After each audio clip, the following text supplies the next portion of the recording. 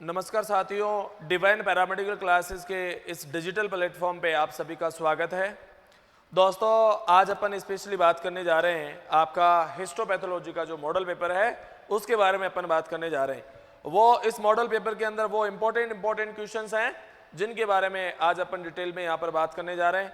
और कोशिश यह है कि लगभग मैक्सिमम जो आपके क्वेश्चंस हैं इस मॉडल पेपर से आपके एग्जाम में आने वाले हैं। तो देखो भाई साथियों, इसके अंदर पहला जो आपके पास में क्वेश्चन है जो अपना 20 मार्क्स का रहेगा वो आप देख लीजिए एक बार। 20 मार्क्स का जो क्वेश्चन रहेगा आपका पहला देख लीजिए आप, what is fixation and describe various types of fixative. आपको क्या बताना है इसके अंदर कि फिक्सेशन क्या होता है और डिफरेंट टाइप के फिक्सेटिव कौन कौन से होते हैं जिनको आप हिस्टोपैथोलॉजी के अंदर मोस्टली क्या करते हैं, यूज करते हैं।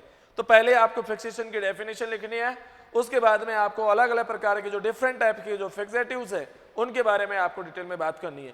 अब फिक्सेटिव के बारे में आपको क्या लिखना है, इसके अंदर आपको जो भी फिक्सेटिव है उसके बारे में नॉर्मल कमेंट्स करने, उसके बाद में उसका कंपोजिशन लिखना है और कंपोजिशन के बाद में उसका एडवांटेज और डिसएडवांटेज। इस तरह से ये आपका जो क्वेश्चन जो रहता है वो टोटल 20 मार्क्स का रहता है। ठीक है भाई, तो आप ये वाला क्वेश्चन आप एक बार देख लेना, what is fixation and describe various types of fixative. आगे देखो भाई, आपका जो सेकंड जो क्वेश्चन है आपका क्या है, शॉर्ट नोट्स ऑन। आपको क्या लिखना है, शॉर्ट नोट लिखना है। और ये जो क्वेश्चन है आपका, ये तो आपकी बात हो गई थी 20 मार्क्स का रहेगा लगभग, और ये जो है आपका कितने का रहेगा, 10 मार्क्स का रहेगा। तो साथियों, आपको डीकैल्सिफिकेशन के बारे में क्या बताना है, पहले आपको डीकैल्सिफिकेशन की डेफिनेशन बतानी है। डेफिनेशन बताने के बाद में फिर आपको इसके जो भी आपके डीकैल्सिफिकेशन का जो क्राइटेरिया होता है उसके बारे में बात करनी है। और उसके बाद में आपको लिखना है इसके डिफरेंट टाइप के डीकैल्सिफायर एजेंट्स, और वो जो एजेंट्स हैं उनका आपको कंपोजिशन भी लिखना है और उसका एडवांटेज और डिसएडवांटेज। फिर उसके बाद में उसका हल्का सा मेथड के बारे में बताना है, और मेथड के बाद में जो आपको इसके बारे में जो बात करनी है वो बताना है आपके इसके बारे में जो डिफरेंट फैक्टर्स जो डीकैल्सिफिकेशन के रेट को क्या करते हैं, इफेक्ट करते हैं। तो इस तरह से ये आपका कितने मार्क्स का रहेगा, 10 मार्क्स का रहेगा आपका डीकैल्सिफिकेशन। तो आप ये देख लीजिए। दूसरा जो है आपके पास में क्या आएगा, frozen section and cryostat technique. Frozen section या क्रायोटेक्निक स्टेट जो है आप जानते हैं कि जब भी कोई आपके पास में कोई अपन बात करें कि कोई इमरजेंसी सैंपल जो आता है, इमरजेंसी जो बायोप्सी आती हैं उसका रिजल्ट आपको बहुत इमिडिएटली और बहुत जल्दी में प्राप्त करना होता है, तो उसके लिए आप क्या यूज करते हैं, फ्रोजन सेक्शन वगैरह हो गया या फेट टिश्यू वगैरह हो गया, उसके लिए तो आपको क्रायोस्टेट और फ्रोजन सेक्शन के बारे में यहाँ पर बताना है। ठीक है भाई, आगे देखो क्वेश्चन नंबर 3। क्वेश्चन नंबर 3 जो रहेगा आपका, describe the various steps of the tissue processing. आपको यहाँ पर क्या बताना है, टिश्यू प्रोसेसिंग की जो डिफरेंट टाइप की जो स्टेप्स होती हैं उन स्टेप्स के बारे में आपको यहाँ पर डिटेल में बताना है। टोटल 20 मार्क्स का क्वेश्चन आता है। तो ये जो 20 मार्क्स का जो क्वेश्चन आता है, इसके अलावा देखो यहाँ से छोटे छोटे क्वेश्चन भी बन जाते हैं।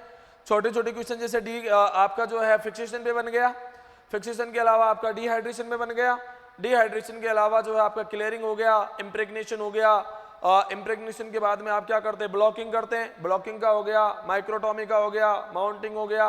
तो इस तरह से यहाँ पे छोटे छोटे क्वेश्चन भी बन जाते हैं। और एक बड़ा क्वेश्चन जो बनता है 20 मार्क्स के अंदर, तो आपको शुरू से लेकर एंड तक कंप्लीटली इसके बारे में क्या करना है, डिस्क्राइब करना है। आपको ये ध्यान रखना है कि ज्यादा टू मच के अंदर नहीं जाना है, ज्यादा डिटेल में नहीं करना है। आपका 20 मार्क्स का मामला है तो 20 मार्क्स के अकॉर्डिंग इसमें आपको क्या करना है, काम करना है। और लगभग इस ये जो आपका 20 मार्क्स का जो क्वेश्चन है उसको आपको लगभग 7 पेजेस के अंदर आपको क्या करना होता है, कंप्लीट करना होता है। ठीक है भाई, आगे देखो भाई, फिर आपका जो है आगे क्या है, शॉर्ट नोट। क्या है आपके पास, शॉर्ट नोट। देखो भाई, शॉर्ट नोट के अंदर आपका जो है 4th नंबर का जो आपका क्वेश्चन जो रहेगा वो मैं आपको बता देता हूं एक बार कि इसमें आपका क्या इंपॉर्टेंट रहने वाला है।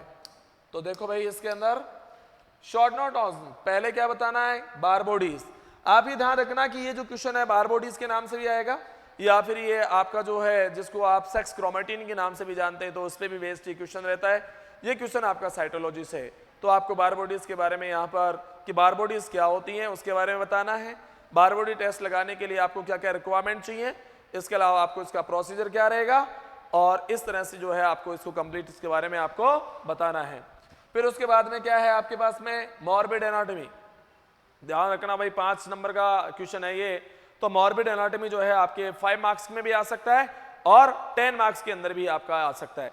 तो मॉर्बिड एनाटॉमी जो है आप नॉर्मली देखते हैं कि जैसे ही किसी भी पेशेंट की डेथ हो जाती है, पोस्टमार्टम वगैरह होता है, पोस्टमार्टम के बाद में जो भी आपकी रिपोर्ट्स वगैरह जो तैयार होती हैं, सैंपल जो होता है किस फॉर्म में जाता है, ऑटोप्सी की फॉर्म में जाता है, और वो जो सैंपल जो होता है आपके जैसे आपकी ऑटोप्सी लैब में पहुंचता है तो उससे रिलेटेड जो भी इन्वेस्टिगेशन हो रहा है वो सारा सब कुछ किस में आ जाता है, मॉर्बिड एनाटॉमी के बारे में आ जाता है। तो आपको इस तरह से मॉर्बिड एनाटॉमी के बारे में आपको बताना है। इसके अलावा नेक्स्ट कौन सा रहेगा आपका, पैप स्मेयर। अरे नेक्स्ट कौन सा रहेगा, पैप स्मेयर। तो आप ध्यान रखना कि जो पैप स्मेयर जो होता है, आप जानते हो कि मोस्टली जो होता है पैप स्मेयर जो है आपका एक साइटोलॉजिकल एग्जामिनेशन है, या जो आपकी जो साइटोलॉजी जो होती है या साइटोपैथोलॉजी जो होती है उसका ये आपका एक क्वेश्चन बनता है पैप स्मेयर। तो आप इसमें ध्यान रखना कि पैप स्मेयर कैसे बनाते हैं, आप किस तरह से बनाते हैं, क्यों बनाते हैं, ये सारे स्टेप्स इसके बारे में आपको बताना है, पैप स्मेयर के बारे में जनरल स्टडी। ठीक है, आगे नेक्स्ट कौन सा जाता है आपका, माउंटिंग। आप जानते हैं कि जैसे आपकी स्लाइड तैयार होती है, स्लाइड तैयार होने के बाद में आप क्या करते हैं, उसकी स्टैनिंग करते हैं, और स्टैनिंग करने के बाद में आप उसकी क्या करते हैं, माउंटिंग करते हैं। और जब आप माउंटिंग करते हैं तो माउंटिंग के लिए भी आप डिफरेंट टाइप्स की जो है माउंटिंग मीडिया आप यूज करते हैं। तो इस तरह से जो डिफरेंट टाइप के आपके माउंटिंग मीडिया है, उन माउंटिंग मीडिया के बारे में आपको यहाँ पर थोड़ा सा डिटेल में आपको क्या करना है, एक्सप्लेन करना है। तो ये आपका माउंटिंग हो जाएगा।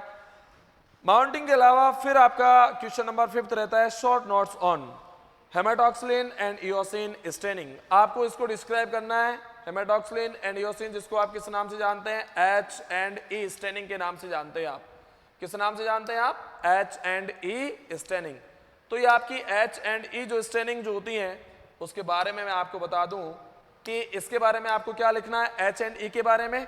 H&E स्टेनिंग जो है उसके बारे में आपको इसका प्रिंसिपल लिखना है। प्रिंसिपल लिखने के बाद में कौन कौन से आप रिएजेंट, हेमाटोक्सिलिन, इयोसिन वगैरह जो आप रिएजेंट यूज करते हैं वो आपको लिखना है। उसके बाद में इसका प्रोसीजर लिखना है, और प्रोसीजर के बाद में इसका क्या लिखना है, आपको रिजल्ट के बारे में आपको बताना है कि हेमाटोक्सिलिन एंड इयोसिन स्टेन के अंदर आपका टिश्यू के अंदर जो सेल्स होती हैं, टिश्यूज वगैरह जो होते हैं, या कनेक्टिव टिश्यू जो होता है वो किस तरह से दिखता है, आरबीसी वगैरह जो है किस तरह से दिखती है, न्यूक्लियस कैसे दिखाई देता है, साइटोप्लाज्म किस तरह से दिखाई देता है, ये सारी बात आपको बतानी है। ठीक है भाई, आगे देखो भाई। उसके बाद में नेक्स्ट जो है आपका क्वेश्चन है वो क्या है, म्यूजियम टेक्निक्स। आप सभी जानते हैं कि हमें पैथोलॉजी के अंदर म्यूजियम अपन बनाते हैं। म्यूजियम बनाने के पीछे का टारगेट आप सभी जानते हो कि जो रेयर ऑर्गन्स वगैरह होते हैं उनको अपन म्यूजियम के अंदर रखते हैं। इसके अलावा आप जो भी है इसको स्टडी के पर्पज से भी आप क्या करते हैं, म्यूजियम का क्या करते हैं, आप यूज करते हैं। तो म्यूजियम के अंदर आप क्या करते हैं कि जो भी रेयर ऑर्गन्स वगैरह होते हैं या जिसको भी आप पैथोलॉजिकल म्यूजियम में आप रखना चाहते हैं, तो उसको आप किस तरह से उसकी प्रिपरेशन करते हैं, किस तरह से आप पूरा जो है आपका कंटेनर या जो जार होता है वो आप कंप्लीटली तैयार करते हैं। तो वो म्यूजियम टेक्निक के बारे में आपको कंप्लीट क्या करना है, एक्सप्लेन करना है। ये क्वेश्चन कई बार 20 नंबर में भी आया हुआ है। क्वेश्चन नंबर 6 देख लीजिए आप, short notes on. Short note on किस पे है आपका, हॉर्निंग एंड स्ट्रॉपिंग। हॉर्निंग एंड स्ट्रॉपिंग आप सभी जानते हैं कि हॉर्निंग जो होता है उसको क्या बोलते हैं आप, जब आप क्या करते हैं कि माइक्रोटॉमी करते हैं, माइक्रोटॉमी करने के दौरान जो भी आप नाइफ वगैरह आप क्या करते हैं, यूज करते हैं, तो नाइफ यूज करते हैं तो बार बार सेक्शन कटिंग के कारण उसके अंदर क्या आ जाती है, रफनेस आ जाती है, और रफनेस आने के कारण टिश्यू जो होता है प्रॉपर तरीके से कटिंग नहीं हो पाती है, या टिश्यू के अंदर कटिंग के अंदर कई प्रकार की एरर आने लग जाती है। तो आप क्या करते हैं कि वापस जो नाइफ होता है उसको शार्प करते हैं, तो शार्प करने की जो प्रोसेस होती है उसी को क्या बोलते हैं आप, हॉर्निंग बोलते हैं। ठीक है भाई। और नेक्स्ट जो है आपके पास में क्या है, स्ट्रॉपिंग। तो स्ट्रॉपिंग का आप ध्यान रखना, स्ट्रॉपिंग क्या होता है कि जैसे ही आप जो भी आपका नाइफ होता है उस नाइफ को आप क्या करते हैं, नाइफ को जैसे ही आप शार्प करते हैं, शार्प करने के बाद में उसकी जो पॉलिशिंग की जो प्रोसेस होती है उसी को आप क्या कहते हैं, स्ट्रॉपिंग कहते हैं। तो दोनों का ध्यान रखना आप, हॉर्निंग एंड स्ट्रॉपिंग। ठीक है भाई। आगे देखो आपके पास में क्या है, एयर्स स्पैचुला। क्या है, एयर्स स्पैचुला। तो एयर्स स्पैचुला जो है आप सभी जानते हैं कि पेप स्मेयर, जो जब भी आप पेप स्मेयर के लिए जब आप सैंपल कलेक्शन करते हैं तो सैंपल कलेक्शन करने के लिए एक स्पेशल टाइप का आप स्पैचुला जो यूज करते हैं उसे क्या बोलते हैं आप, एयर्स स्पैचुला। तो एयर्स स्पैचुला के बारे में आपको शॉर्ट नोट लिखना है। आगे मैं बात कर रहा हूं प्रोथ्रोम्बिन टाइम, पीटी, जिसको क्या बोलते हैं आप, पीटी। तो प्रोथ्रोम्बिन टाइम जो है आप सभी जानते हैं कि एक प्रकार का क्या होता है, ब्लीडिंग डिसऑर्डर्स होते हैं, और ब्लीडिंग डिसऑर्डर्स को फाइंड आउट करने के लिए आप क्या करते हैं, पीटी करते हैं। तो प्रोथ्रोम्बिन टाइम के बारे में भी आपको पूरा लिखना है।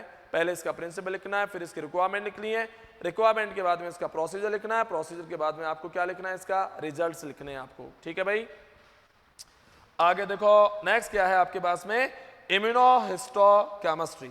बहुत इंपॉर्टेंट है भाई, ये क्वेश्चन 10 नंबर में भी आ चुका है कई बार। इम्यूनोहिस्टोकेमिस्ट्री, आप जानते हैं कि यहाँ पर जो है आप टिश्यू लेवल पे जो भी एंटीजेंस वगैरह होते हैं, एंटीबॉडीज वगैरह जो होती हैं, उनको फाइंड आउट करने के लिए आप स्पेशली क्या करते हैं, इम्यूनोहिस्टोकेमिस्ट्री करते हैं।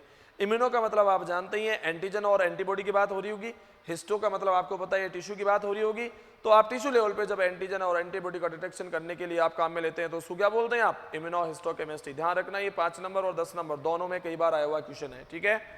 आगे देखो भाई, नेक्स्ट आपके पास में जो आता है आपके पास में लास्ट क्वेश्चन है, describe different types of bleeding disorder and normal cascade.